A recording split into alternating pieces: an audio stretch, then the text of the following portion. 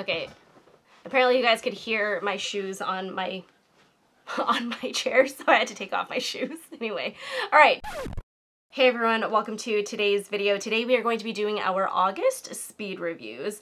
And let me tell you guys, like, this has been a phenomenal month in terms of all of the makeup products that I got in my Ipsy box. Like, I've just been impressed.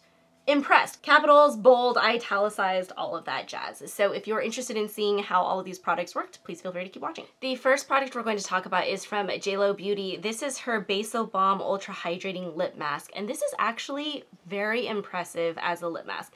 You guys know I am very difficult to please when it comes to lip masks because I need my lip masks to last like the entire night. Like, I want to feel that hydration all night long. I still need it to be on my lips in the morning because that's what makes it feel like it's actually hydrating my lips instead of just drying out with the air. And this is a product that actually really does that. So description wise, they actually say online that you can use this during the daytime as a gloss, which, like, let me show you. It is really quite pretty on the lips, but again, the whole tub format really freaks me out, like, during the day. Like, I just don't want to be dipping my fingers into that, you know what I mean? But as an overnight lip mask, they actually say that you can put on a decent layer of this and it'll hydrate your lips overnight, and it definitely does. The one thing I wanted to note about the packaging is that JLo packaging just does not impress me at all. This is a plastic, like, component, so it feels a little bit cheapy in that regard, but it is relatively sticky in the component, but then when you put it on your lips, it's really not that sticky at all. Like, that kind of goes away. This is almost as good as my favorite Lanolips overnight lip mask. The next product we're going to talk about is from Makeup Forever. This is their HD Skin Twist and Light Loose Powder. I actually have this in two shades. I have this in light and medium. Let's go ahead and talk about the most atrocious thing about this product, and that would be the packaging. Like, what is this monstrosity? This is ridiculous. I would never travel with this. It's absurd. But what I do like about it that's kind of cool is that the powder actually comes out from the bottom as you twist this, and then the powder is captured just within this hole. You can see it there. And that I do actually like, because with loose powders, I do feel like when it's in that, like, simple net or whatever, it just gets freaking everywhere. And so it is really nice that this keeps it contained just within this circle part. But again, like, just the thickness of this drives me absolutely bonkers. So let's go ahead and set my under eyes down with the light formula, and let me talk about the fact that, like, this actually feels a lot like what Givenchy tried to reformulate their powders into. So this is a powder that definitely has mica in it as well, so it has a little bit of a sparkle in it when you're looking at it just in the jar. However, when you actually apply it to your under eyes, you can't actually see, like, any sparkles. So it's not like you're applying, like, glitter underneath your eyes. Instead, what it gives you is just, like, this beautiful light reflection underneath your eyes. It brightens everything. It makes things look a little bit more hydrated. But I'll be honest with you guys, I would never put this all over my face. I only like it as an under eye powder, and I just applied a little bit more so that you guys could really see the impact of it. Like, it is very light reflecting. I do feel like it brightens up the entire under eye area, but when it comes to the medium shade of this, so I just put light underneath my eyes, I don't like this all over my face. I think, again, because I'm more of an oily person, something like this just winds up, like, accentuating, like, the pores on my face, and it just looks like really not great. I'm actually going to show it to you guys. I'll take that medium shade here and apply that on my forehead so you guys can see it. So take that here. Do you see how it just kind of makes this entire section?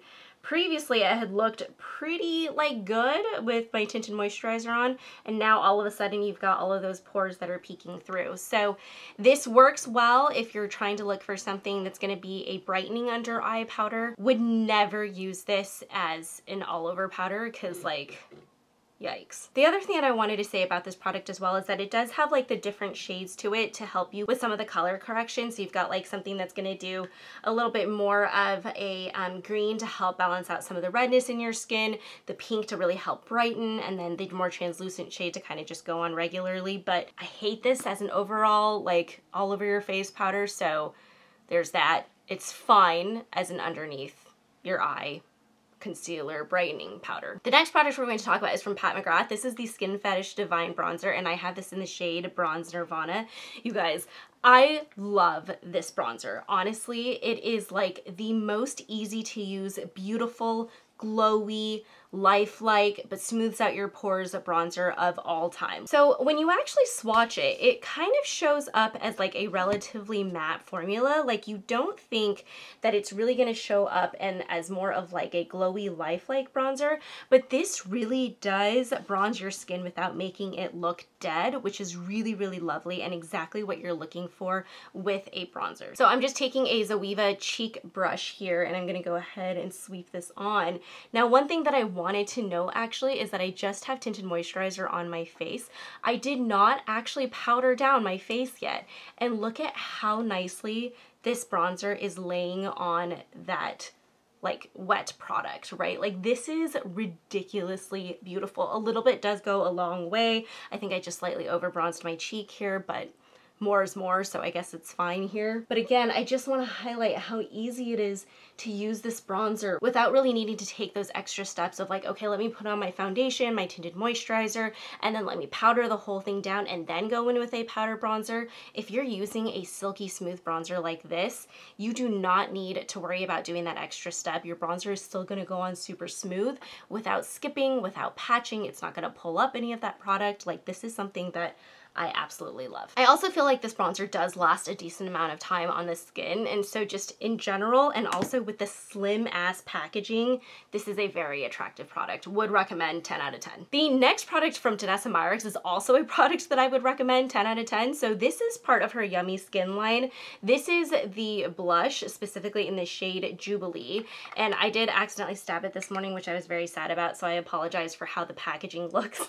But the reason why I love this blush is because of how wonderful it plays on oily skin, even though it is a cream product. So most of the time cream products tend to be like a little more slippy. They kind of can emphasize pores if you don't get the formula right. This is one where it weirdly blurs out your pores as a blush, yet still looks pretty radiant on your face.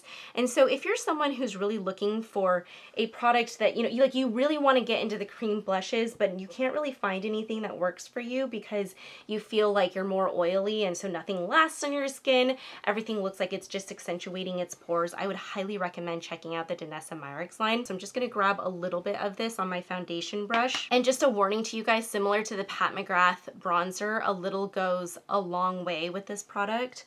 But look at how nice and easy it is to blend into your skin. Now, so I'm gonna go ahead and use the edges of my foundation brush to blend this out, and I'm using a very, very quick tapping motion, but look at how fast and how nice and how smooth it looks on your skin. I also really like the shade that I got. So this again is in Jubilee, because it's more of that like warm terracotta-y kind of a color. It has a little bit of brown in it, so it really makes it something that's like very beautiful for the fall season. Like during the spring and summer, I usually go for like more of the like brighter pinks, but this is just such a lovely like transition to fall blush. It lasts a really long time on your skin as well. So if you're looking for a cream foundation that just does it all and more, like this is really, really lovely. The final product we're going to talk about today is from Makiage. This is their Color Boss Master Palette, and I have this in the shade Treat Yourself. You guys, I am not gonna lie to you. I've talked about Makiage eyeshadows so much on my channel. I still love them. It is an excellent eyeshadow formula. If you're looking for a product that is really gonna play up those fall tones in terms of like those beautiful, warm, bronzy tones, and then also a little bit of like that cranberry shade, so it's kind of like Thanksgiving-y, this is the perfect palette for you to go and get, because not only are the colors absolutely beautiful on this palette, but it also works really well on your eyes. Like it performs really wonderfully. So here are the colors swatched on my hands just so you can see them a little bit more clearly. I have a kind of love-hate relationship with some of the more matte tones in Makiage's formulas. Sometimes with some of the deeper tones you can see here that this is just a little bit harder to pick up on your brush. You really do have to build up that tone a little bit more, but if you're working with something that is this smoky, sometimes it is nice that like the color is very buildable instead of just being like whacked in the face with a lot of color right where you put that shade. So it really kind of depends on what you're looking for. However, where Makiage never, ever fails is their shimmer formula. formula. Their shimmer formulas are so stunning, so metallic. You can see how glitzy these two shades are between this cranberry red here and then this beautiful sparkly highlight shade. Like, that is just absolutely stunning. I have been wearing this cranberry red shade all over my lids just because I've been like, during this heat wave that's happening in California, I've been trying to manifest, like, I've been trying to manifest like fall tones and being like, okay, PSLs are back at Starbucks, and so therefore it is time to get into the fall tones. And so I've been wearing that cranberry shade, and let me tell you guys, like, these eyeshadows not only perform really well, but they also last really well throughout the day as long as you're using a solid eyeshadow primer underneath. And you guys know I love me the Urban Decay Anti-Aging Primer Potion, which is what I currently have on my lids as well. So I'm going to do a really simple look with you guys today. This one is going to be just playing up the bronzy tones here. I was thinking about getting the Patrick Ta eyeshadow palette, the Master Dimensions, in the first one that he put out, because that one is more of the bronzy tones.